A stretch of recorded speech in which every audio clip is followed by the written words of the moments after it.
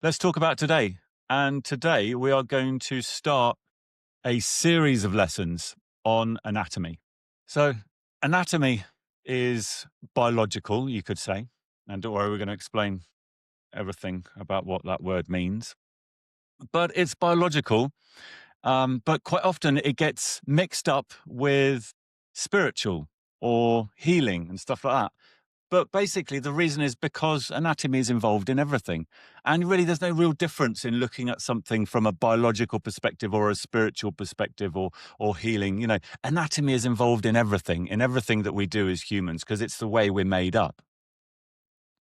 So there's quite a lot of focus on anatomy when it comes to this course. And, most courses in healing have some sort of anatomy component to them. Because healing energy is produced by our bodies. So understanding how it's produced and the anatomical features that are used to produce it is obviously very important. And there's a whole load more of stuff that is fascinating about anatomy as well, especially when you go into all the realms of spirituality, reincarnation, true self, awareness, etc. So we've got how many lessons in total? We've got today, which is going to be an introduction to anatomy. And then we've got 2 lessons on the material body. We've got 1 lesson on the lower mind. We've got 2 lessons on the energy body. And we've got 1 lesson on the higher mind. So that's 7 lessons, of course.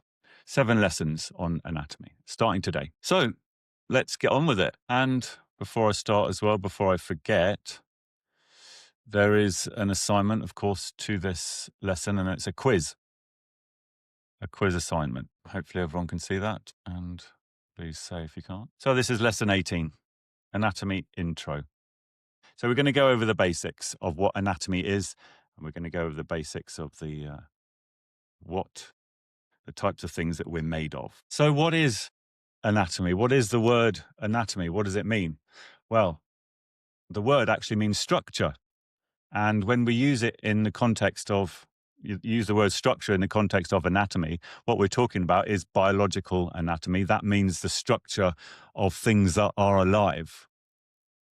The structure of living organisms on this planet.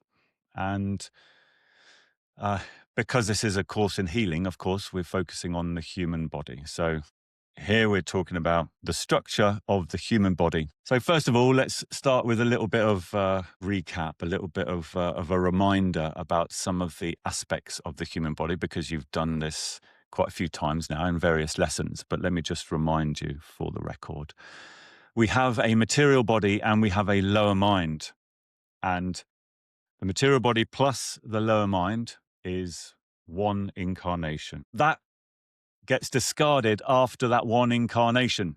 That doesn't reincarnate, the material body plus lower mind. And we separate these things out, don't we? Just so that we can actually understand them. But really, there's not separation to them fundamentally. The human body is 1 unit. But, to understand it, we separate things out and classify things just to be able to label things and give, it helps with our understanding at the end of the day, doesn't it? And that's what anatomy is all about, really, it's separating things out and labeling them, understanding them. So that's 1 incarnation, the material body and the lower mind. And of course, one is overlaid on the other. Of course, we separate them out and have them side by side. And of course, this. But, somebody coming to this for the first time might think that we're talking about, that they are actually separated out side by side. They're not, of course. They are one on top of the other. The lower mind is an energy framework which overlays the material body or underlays it. It's an integral part of the material body, the lower mind is. And if they function as 1 unit, really. So really, 1 incarnation, that's the unit. So that was 1 incarnation. Now, how about something that reincarnates? Well, that is the higher mind plus the energy body. That we can call the soul. That is the part of us which reincarnates again and again and again. So the soul will discard the incarnation frameworks or bodies after an incarnation and then get a new one for the next incarnation. So that is the higher mind plus the energy body. And again, they are one unit, they are one on top of the other, of course. Now, I am planning to do a bit of work, maybe for the next course, do a bit of work on some of these diagrams and get them a little bit more matched up. I might need the help of AI to do something like that, but that is going to happen at some point. But this will do for now. So that's the soul. Now, these are all vehicles, aren't they? If you remember talking about this in the reincarnation lesson, these four bodies or energy frameworks, the higher mind, the energy body, the lower mind, and the material body, they are vehicles, aren't they? Because they're made of energy. And energy in the human body is a vehicle. But vehicles for what? Because a vehicle takes something from one place to another, doesn't it? So what is it that is traveling around in these vehicles? Well, you know already, of course, because it's awareness. It is awareness which travels around in these vehicles. The bodies or the energy frameworks are just a vehicle for awareness. They allow awareness to be conscious inside the physical universe of form. Now, you might think that awareness should not really be part of anatomy, right? Because awareness is non-physical, and all of anatomy is physical form. It's made of energy, therefore it's measurable and it can form structures. It's got substance to it. That's what energy is. So all of the frameworks, all the vehicles are all made of energy. They have form. But awareness is non-physical. So really that shouldn't be part of anatomy, right? Well, yes and no, because there is an organ in the higher mind called the filter, which we have talked about before, the higher mind filter. And that is the channel for awareness. And it needs a specific channel because it is non-physical. It is nowhere and it is everywhere. But our individual awareness is channeled through our higher mind. So it does need an organ to do that. So we will go through the higher mind filter when we go through the higher mind lesson. So in our anatomy lessons, our 7 anatomy lessons, these are the things that we're going to be studying. The study of the structure of the higher mind, the energy body, the lower mind, and the material body. Right then, so let's kick off the anatomy journey with understanding what we're made of, because we've got lots of lessons coming on learning about the different pieces of anatomy in all of the energy frameworks. But what's the point of that if we don't even know what that is made of? And this is really important when it comes to research, and it's really important when it comes to explaining to people why we think there are these types of anatomies. You know, some of these types of anatomies have been known about for thousands of years intuitively in many cultures and in many systems of healing and spirituality. However, in the scientific world, there's not any evidence yet for some of them. Therefore, if we are assuming that these things exist, and we have research projects running to actually find evidence for them, we've got to present a theory of how these energies actually exist. We've got to understand what these energies are, how they're made of, and what these structures are actually made of. So let's start with that. And by the way, as we go through this lesson, some of it is going to be fully recognized mainstream science, certainly when we're talking about matter, material energy, and then some of it is not. So I'm going to try and I'm going to try and make sure that I say what is fully recognized mainstream science, and then when we're moving off into unrecognized science. So first of all, what are our bodies made of? Well, they are made of energy, of course. That is one thing you can start by saying. All of our frameworks are made of energy because everything in the universe is made of energy. But what is energy? Well, everything is energy. So this is perfectly accepted by mainstream science, that the whole of the universe is one vibrating field of energy. Although in science, in physics, they'd call it something else, a field of probabilities or a quantum field. But really, the whole energy, the whole universe of form is just energy. It's made of lots of different types of energy vibrating at different frequencies, at different concentrations, in different formats. But essentially, it's the same thing. So I mentioned this in the bioenergy layer, if I remember. But you can look at energy in terms of bricks. You use the analogy of bricks. When you use bricks to build buildings, for example, you can build all sorts of different types of buildings with the same type of brick. And you can build a church, which is meant for one purpose. You can build a hospital, which is meant for a completely different purpose. But the bricks are the same. That's what the energy of the universe is actually like. And another reminder here, because we talked about this in lesson 2, energy is created with a separation of positive and negative. Positive and negative charge. Now, at this point, we're not talking about emotional positive and negative, or we're not talking about good and bad.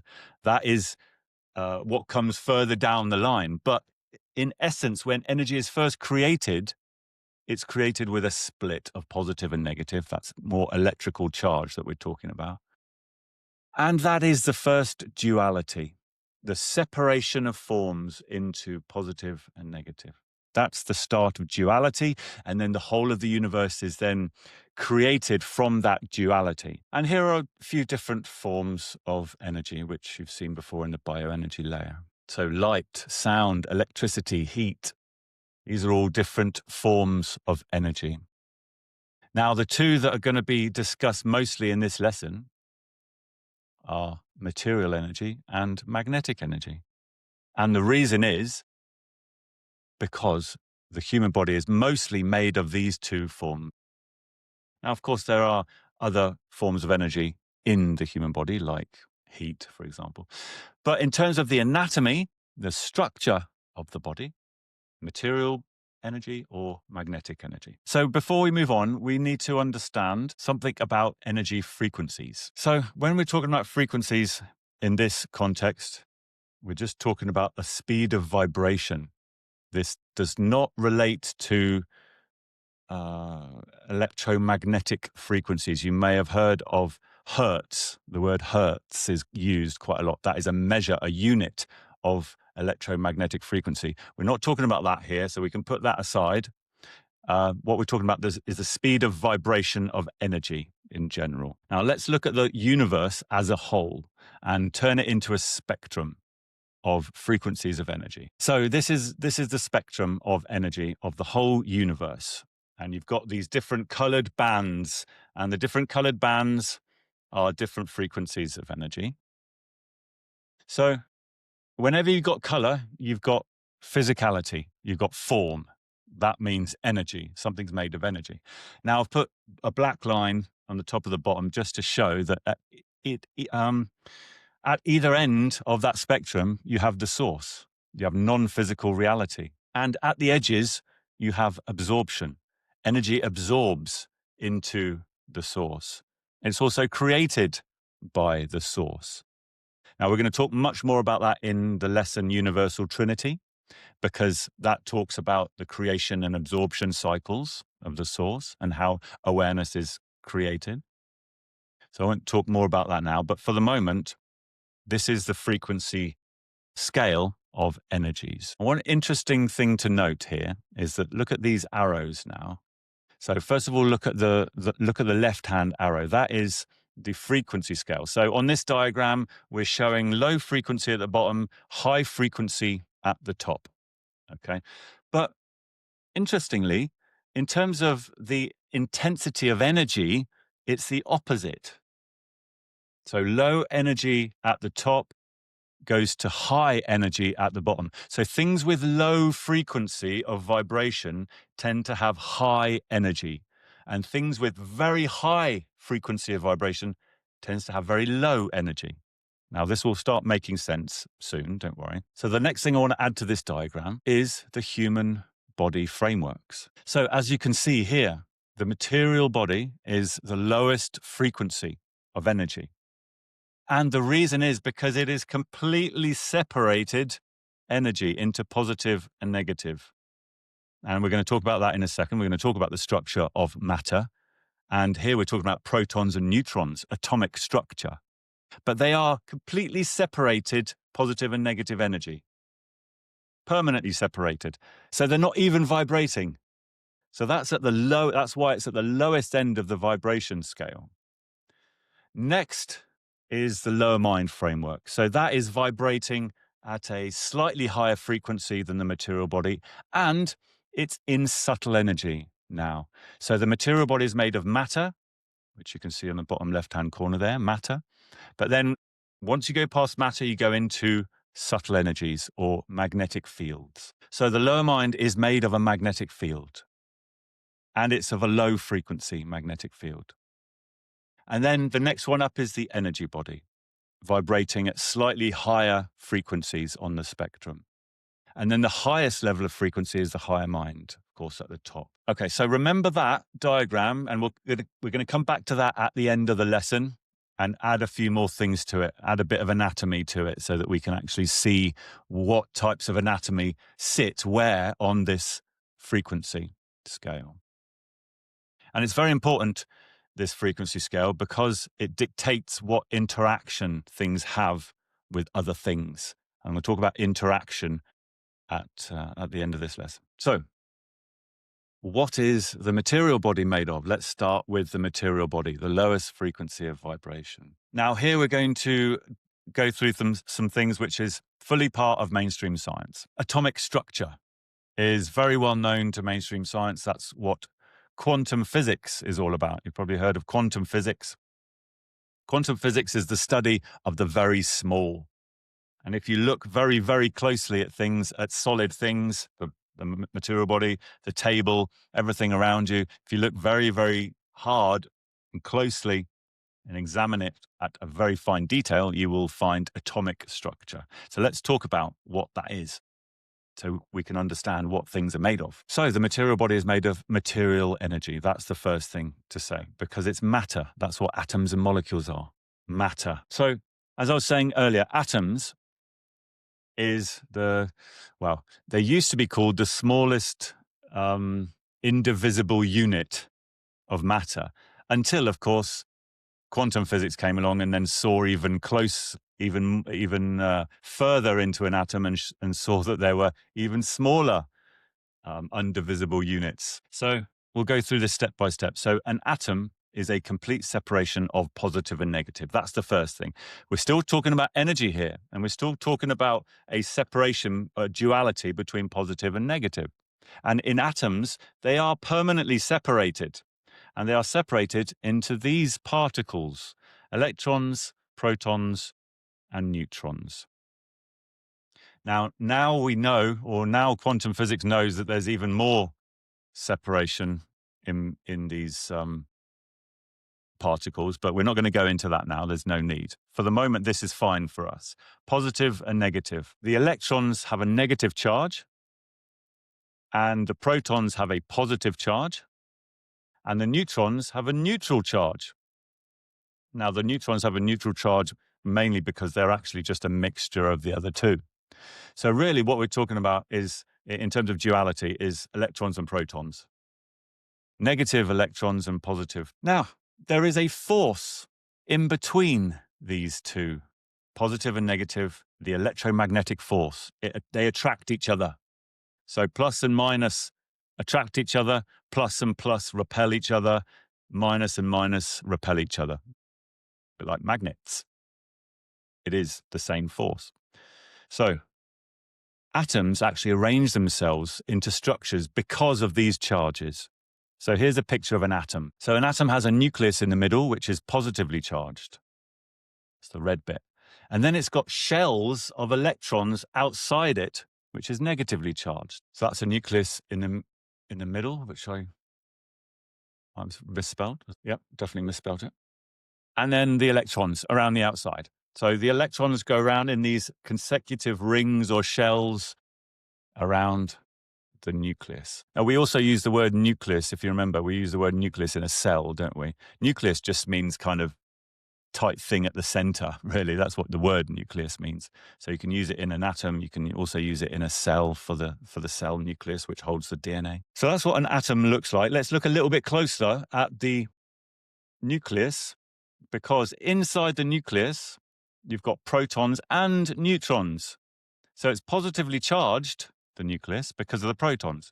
But you've also got an equal number of neutrons in there, which are neutrally charged, so they don't affect the overall charge. So let's look at some very famous atoms that you have definitely heard of. Carbon. Carbon is a very important type of atom. We can also call it an element as well, because it's a type of atom, is an element.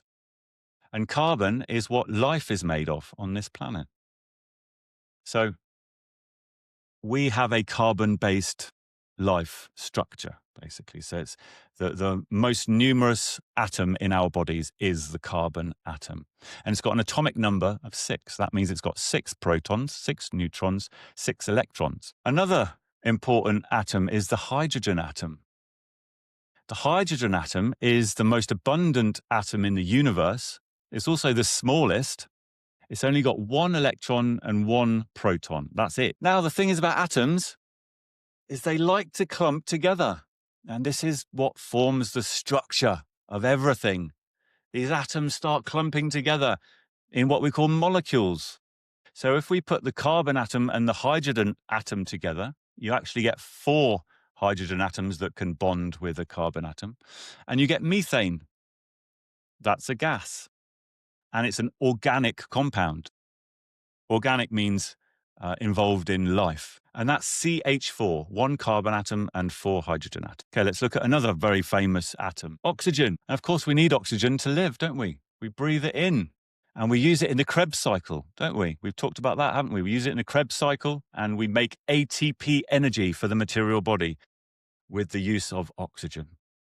So oxygen has an atomic number of 8. It's got 8 protons, 8 electrons, and 8 neutrons. Now, if you put that with hydrogen, guess what you get? Water. And water is essential for life on this planet. And we're made mostly of water. And that is H2O, of course. That is 2 hydrogen atoms for 1 oxygen. Okay, and just for interest, just so you can see the range, this organism is actually the largest atom that exists. And I think, if I'm right, this one was actually synthetic. It was actually made by scientists. And they're continually trying to make heavier and heavier atoms. And it's got 118 protons, 118 electrons, 176 neutrons. But this is pretty much the upper limit of what atoms can. We've talked about simple molecules. Let's start looking a little bit more complex now, because our bodies are made of very, very complex molecules, aren't they? Here's one, which is slightly more complex, glucose. Now, glucose is a very important molecule, isn't it? Because we live off glucose, the same way that we breathe in oxygen and need it for the Krebs cycle. Well, we have to burn glucose in the Krebs cycle as well to get that ATP energy. So we have to ingest it in our diet. So glucose is made of all of these different atoms, 6 carbon atoms, 12 hydrogen atoms, and 6 oxygen atoms. And let's go a little bit more complex. So here's some more complex molecules, just as some examples. As you can see, it can get very, very complex. And here you can see an example of some hormones. So a hormone is a type of molecule. It's a protein.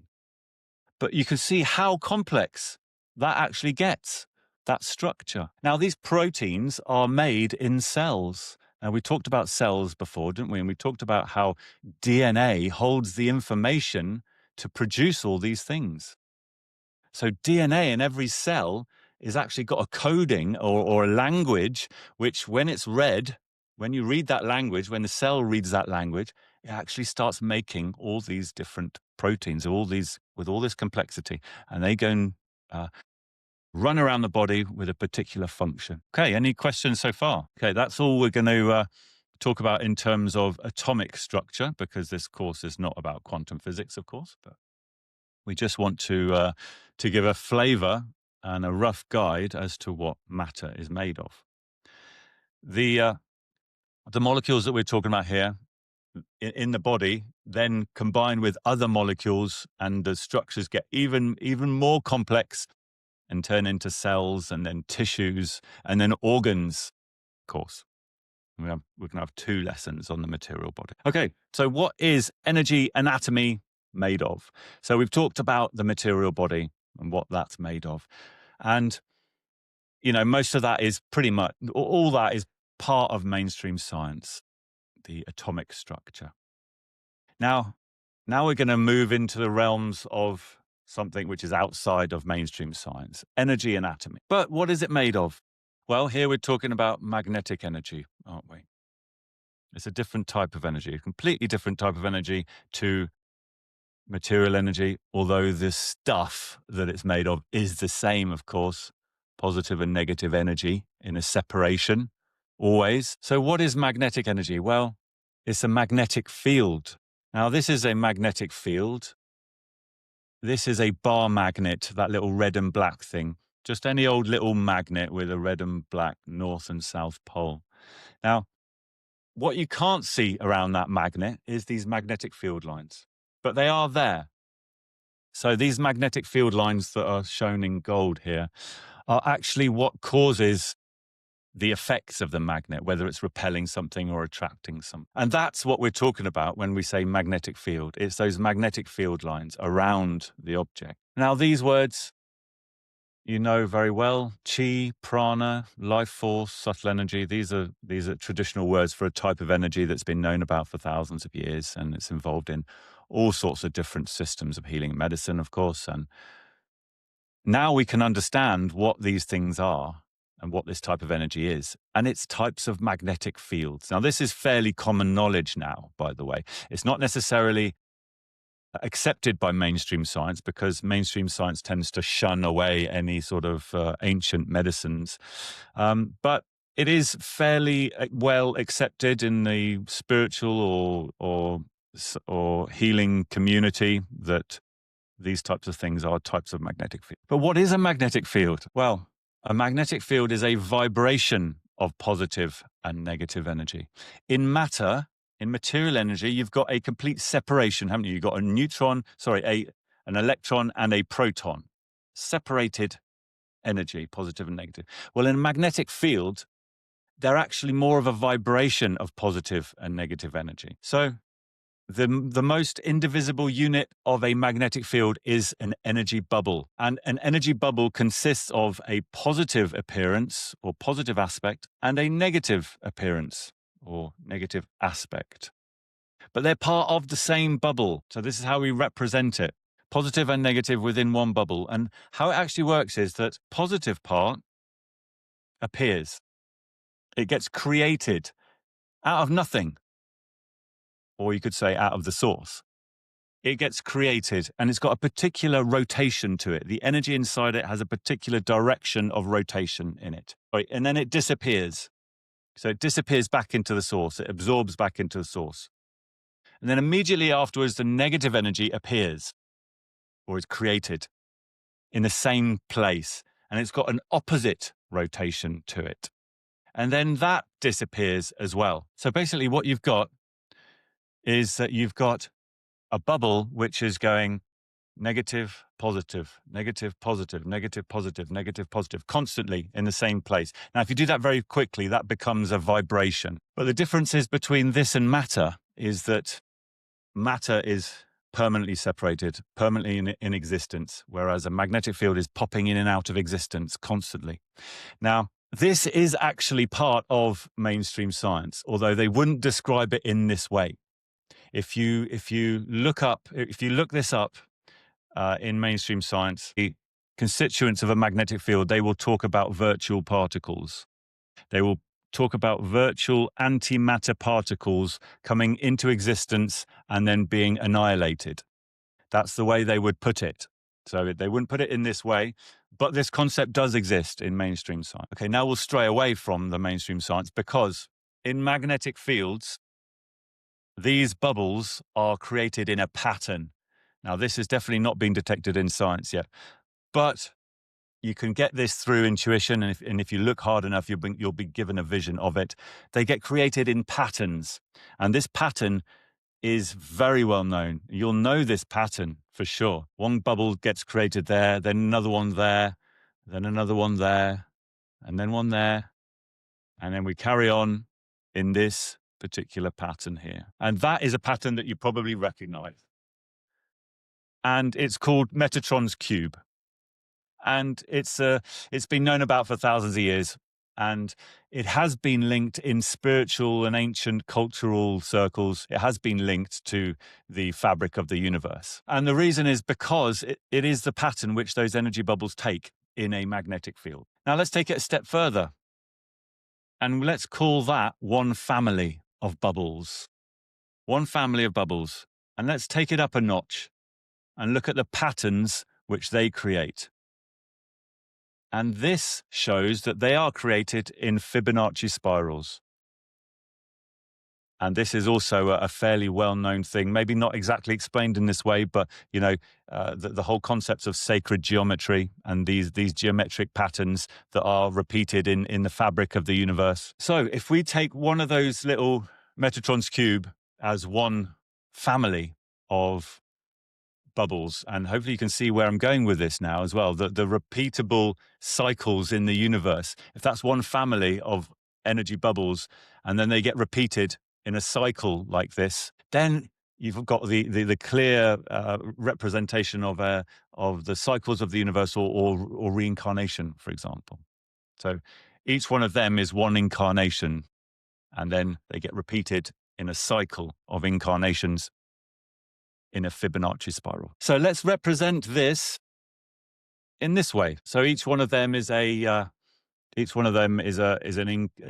cycle of incarnations of energy bubbles. And you can start putting them together with lots of other ones. Now, if you can imagine that everywhere, what you've just imagined is empty space, and that is vacuum energy. Now, this is part of mainstream science. They are aware that space itself is made of energy.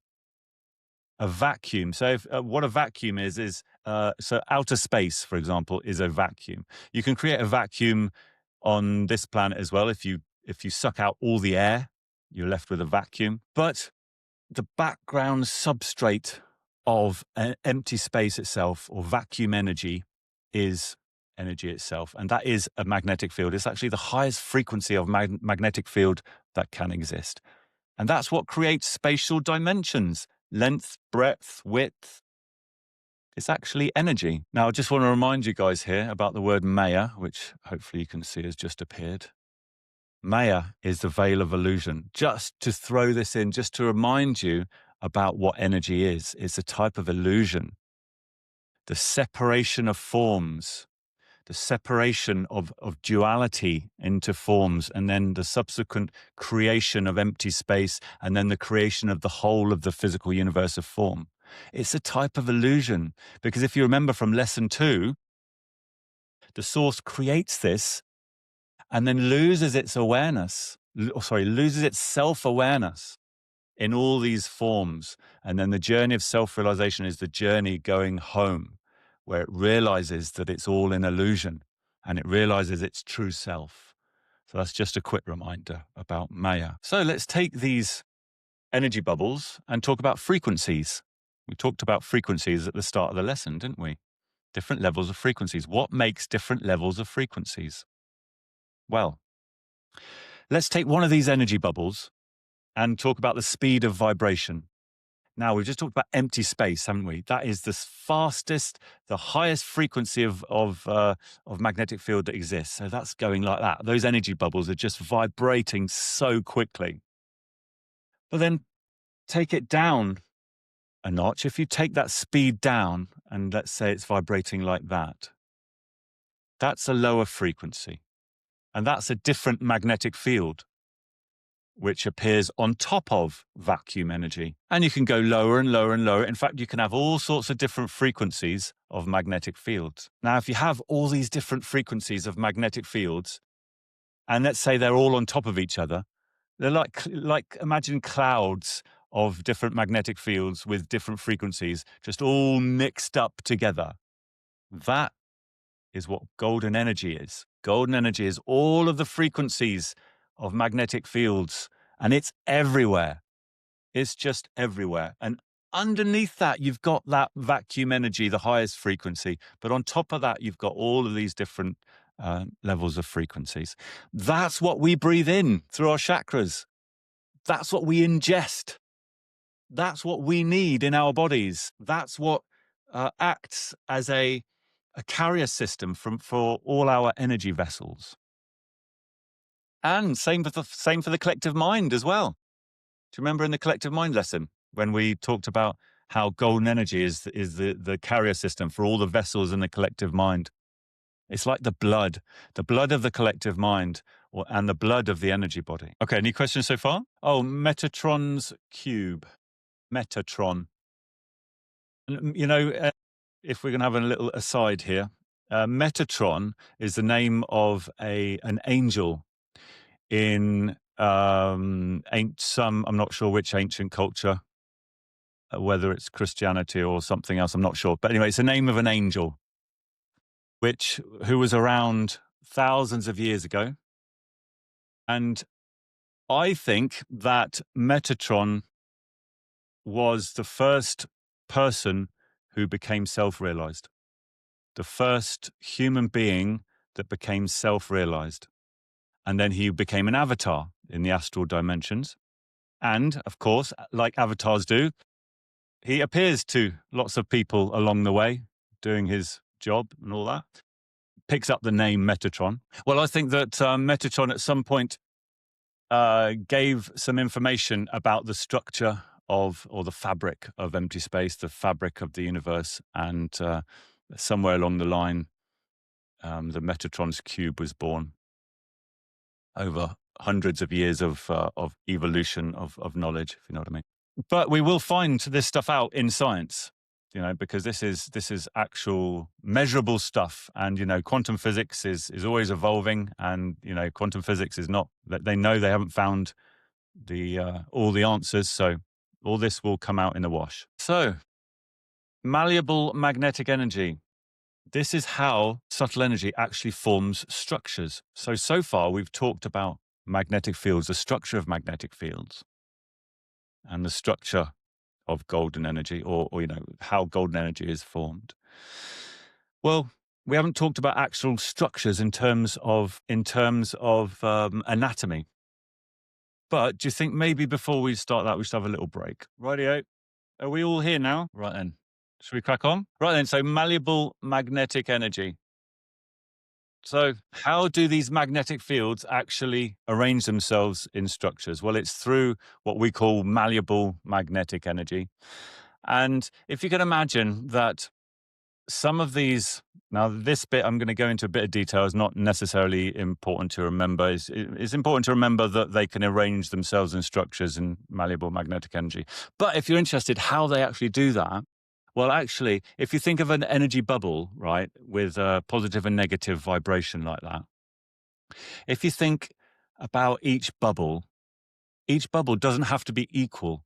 You can have a really long positive one and a really short negative one. So they're actually unequal. This is how magnetic fields actually work, and this is how they end up attracting and repelling things. So, and you can have a whole area of a magnetic field which is much more positive than negative. Therefore, it would have an overall positive charge. Or you can have the opposite with an area of a magnetic field with an overall negative charge. This is how they actually start clumping together and form structures. It's a little bit like in matter, in material energy, where you've got protons and neutrons and they attract each other and clump together in certain ways. It's a little bit like that, except it's just in areas of magnetic fields.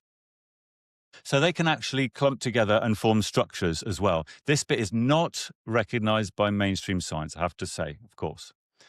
Magnetic fields, quite a lot is known about magnetic fields in science, but the fact that they can actually form structures, that is not yet known, and that's going to be part of our research projects. So here's some examples now of some anatomy in our energy frameworks. A magnetic enzyme, and we've talked about that quite a lot, haven't we? And that is what healing energy is made of. Lots and lots of these long strips of magnetic enzymes. And this is structure. This is structure of magnetic field. So a magnetic enzyme is made of a magnetic field, which is arranged into structures. Here's another example. Those magnetic enzymes are made by the guna. And here I'm just running through some random examples here, just to give you the idea of what bioenergy anatomy is.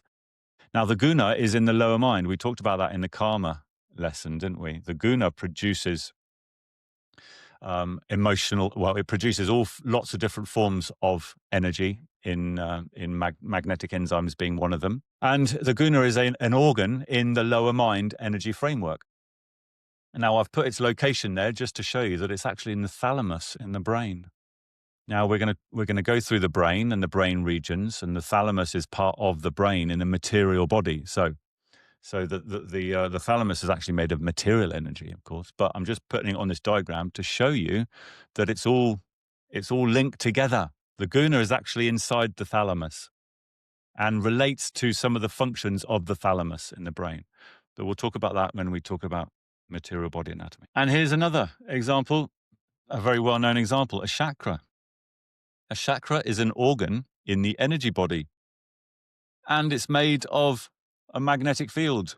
It's made of malleable magnetic energy. It's a magnetic field which is arranged in structures. And that is part of the energy body, which is a whole framework, of course, made of this malleable magnetic energy. And the last example here is meridians, a meridian system, the meridian system of vessels in the energy body. Another example of, I don't know if you call a meridian an organ exactly, but it is a system of vessels. So it's part of bioenergy anatomy, made of the same kind of stuff. Okay, any questions so far? The only difference in positive and negative energy at this stage, the only difference is the rotation direction inside the energy bubble. Other than that, there's no difference whatsoever. So we're not talking about emotional type thing, or good and bad, or weak versus strong, or anything like that.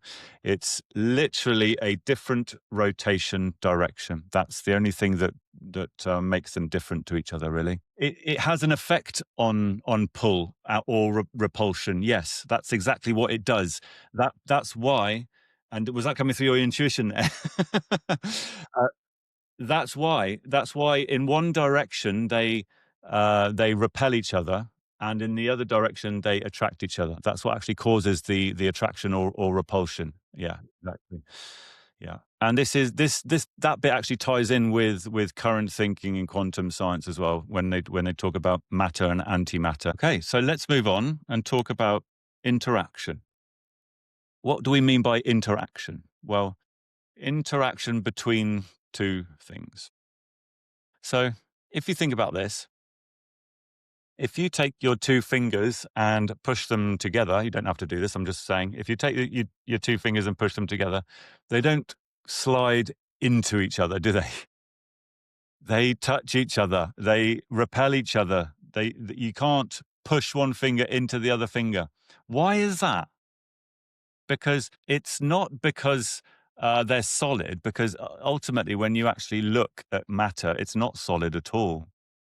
The reason why you can't push a finger into another finger, or you can't push your finger or hand through the desk or something like that, or through a wall, is because of electric charge. It's because of the charged particles that are repelling each other. Electrons repelling electrons. That's why you can't do that. And that's what we're talking about when we say interaction. Your two fingers are interacting with each other.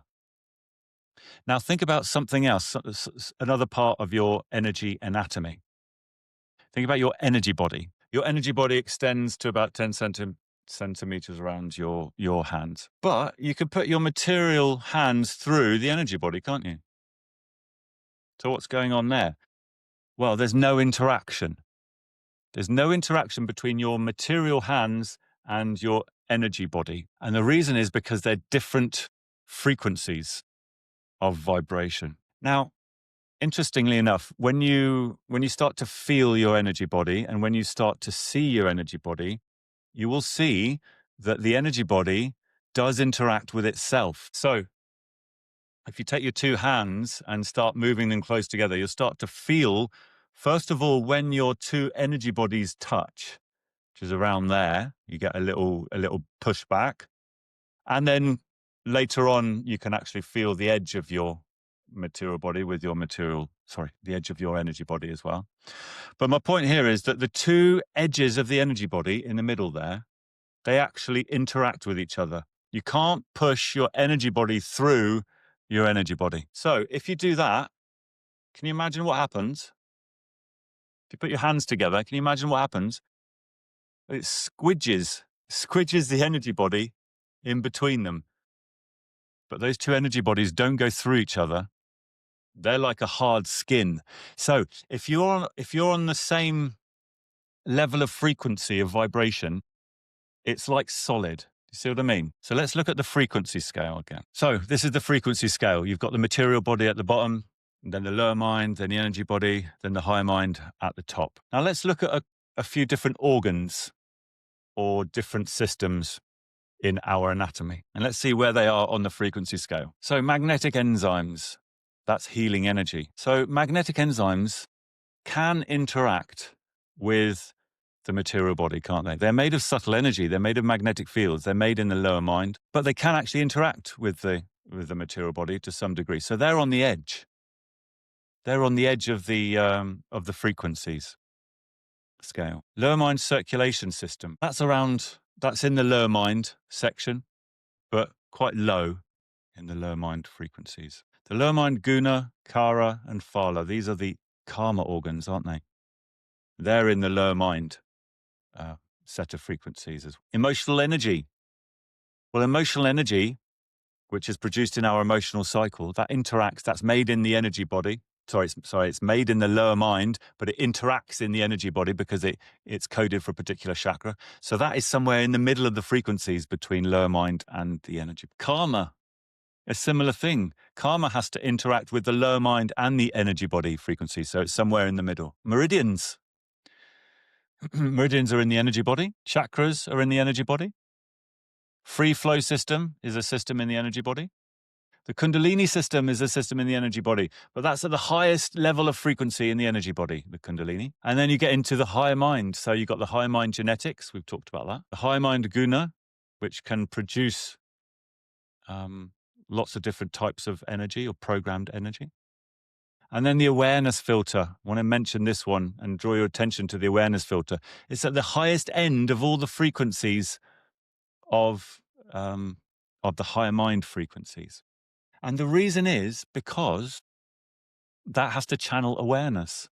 Now, we'll learn in the Universal Trinity lesson how awareness is created, but ultimately it's created through the absorption of energy.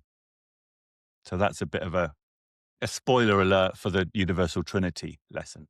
But awareness is actually generated by the absorption of energy into the source. And that has to happen on the edges or at the highest level of frequency, because energy can only absorb into the source when its frequency becomes so high that it doesn't manage to exist anymore physically. So the awareness filter is the highest frequency energy in our whole system. So this little yellow interaction label here, this shows roughly the distance on the frequency scale where things can interact. So it's roughly about the size of the material body there, isn't it? So and everything in the material body can interact with itself. But if you think about this in terms of anatomy, well, you've got to have some sort of interaction between all of these things on this scale, right?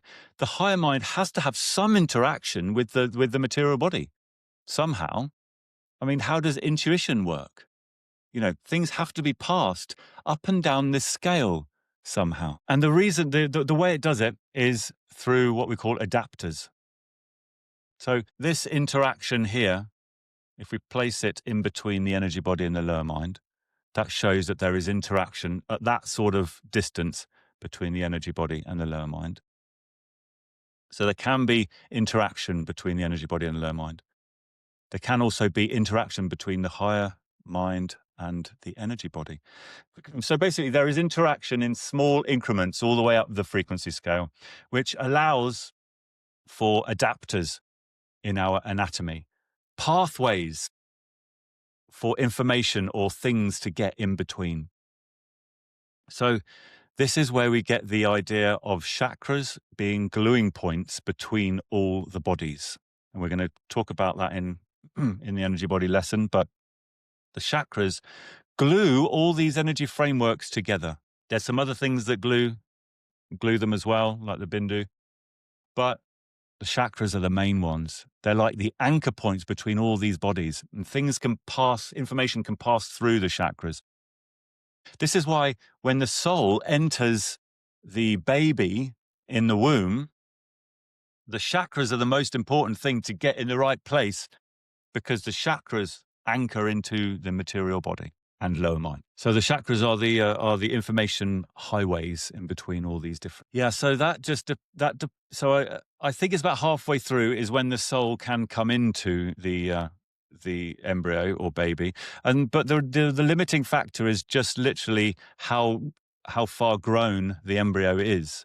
So the embryo, which is the material body and lower mind, has to have grown the anatomy to a certain point where it can accept the gluing points, basically. And there's other gluing points, but let's talk about the chakras mainly. But so the lower mind anatomy, let's say the lower mind receptor for a chakra, has to have grown to a certain point before that chakra can actually bond with it, basically. So that's what the limiting factor is. And I think that happens around halfway through. If the baby is born before an energy body and higher mind or soul is actually attached, it's not going to be able to get the subtle energy systems or subtle energy passed through the meridians and into every cell of the material body. So the cells aren't going to be able to survive outside the mother without the umbilical cord. So yeah, the karmic load. I like the way you put that, a karmic load,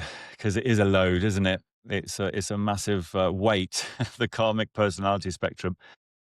Well, the karmic personality spectrum is in the energy body, in the outside layers of the energy body. That's where the karma is held from past incarnations. The lower mind is like a blank slate. The lower mind and material body is like a blank slate, really, apart from its genetics. Its material body and lower mind genetics. Let's discard that for a minute. In terms of karma in the energy body, as soon as that energy body is all linked up to the embryo or the baby, the emotional cycle can start. So as soon as the emotional cycle can start, then that karma is going to start burning. That past life karma is going to start burning in those emotional reactions. And that's going to start to shape that baby's personality. And it's quite possible that starts before birth. Whenever that anatomy is ready to start, the emotional cycle is when that karma will start burning. And there won't be any current life karma yet until it starts. But as soon as that emotional cycle starts, karma will be produced because of the thinking patterns in the mind. So that has to be at a certain point as well in the baby, in the brain, to start the karma production process. As soon as that starts, that's going to start to fill up the current life storage in the lower mind. And then from then on, at that age, mostly it's the past life karma that's going to shape that personality because of that karma that burns. Karma is emotional memory plus context. So as that karma burns and produces emotional reactions, that's going to start to shape the conditioning patterns in the lower mind already at that age. And then, of course, genetics comes in, environment comes in once it's born. So do you mean a sleeping soul, one that has not awakened to its own reincarnation? Yes. So if you think about that type of process as a natural process, think about nature. It just happens on its own, doesn't it? A flower grows and blooms on its own. No one's actually controlling it. It's the same thing with that process. It's just that when a soul becomes aware of its own reincarnation and starts to control the process, then something new comes in and it starts to manipulate the process itself. Before that, it's just a completely natural process that will happen on its own, basically. So whatever karma is there, it will start burning. Not in any controlled way. Basically, whenever it gets born, that person will go through its life, and its environment will also massively shape its personality. So it's all a completely natural process, but uncontrolled. Yes, although be careful with the word random, because as soon as we invoke that word, we have to also realize there is no randomness in the universe. It's all part of an infinite plan. But yeah. I wouldn't say that. I would say that random doesn't exist. Random at all in the universe, really. But it depends on your perspective. You can use the word random when you just mean no one's controlling it, I suppose, if you know what I mean. But in terms of the universe and the universal plan, there is no real random. It doesn't really exist. Even in the science world, random doesn't actually exist because when they try and produce random generators to produce random sequences of events, and they can't because everything is influenced by something, and it's almost impossible to actually.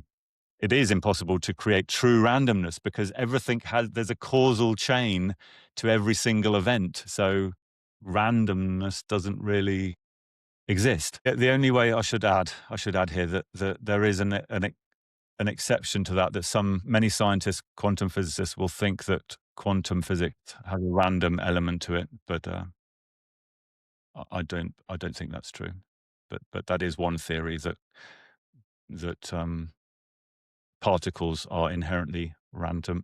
But anyway, that's another story. Yes, I think they do. Yeah. So fractal images, just for anyone who hasn't heard that term before, a fractal is a geometric pattern which, when you look closer, more of that pattern emerges of the same pattern, and you zoom in closer and closer and more appears, and it's the same geometric pattern that keeps getting generated. The closer and closer you look, it looks exactly the same as when you were looking this far away as when you're looking this far away, and it just keeps appearing. Basically, really, it's just a mathematical formula. To be honest, the fractal is a whole branch of mathematics.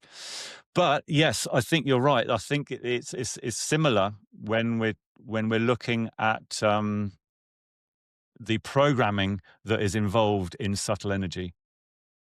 So in subtle energy, when you've got all these sacred geometry patterns, and in malleable magnetic energy. So in malleable magnetic energy, this is just scraping the surface, what we've talked about, really. The amount of programming and structure within that is so complex. And I think when we're going to be able to look deeper into that structure, you're going to find a fractal type of fractal format, I think. So, yeah. Any other questions or comments about anything we've covered today? All right. Looks like we are drawing to an end. Yeah. But don't worry about it. If any of you are struggling with some of those concepts, don't worry about it. It's not a massive problem. There's some major concepts in there you want to take away from it. So, please do go and watch the video again and do the quiz. There are some major concepts in there that we want to take away, but a lot of the detail is not 100% necessary. Don't worry. Well, unpaired electrons means electrons which are spare around a molecule, which are not bonded with another atom.